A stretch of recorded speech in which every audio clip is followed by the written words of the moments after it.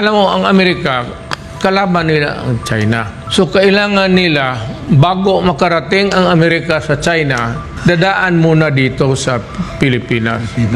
So, importante sa kanila ang Pilipinas. Buffer zone. Na bago makalusot itong mga Chinese, dadaan talaga sila muna dito sa mga military installations.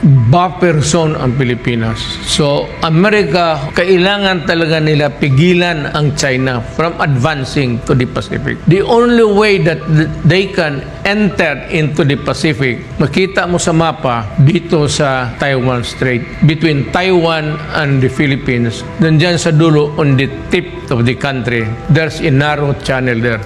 Ngayon, kung magkagera, fight muna tayo dito bago ka makalusot. Before you can ever even entertaining the idea of conquering the Marianas and Guam, patayan muna tayo dito sa Pilipinas.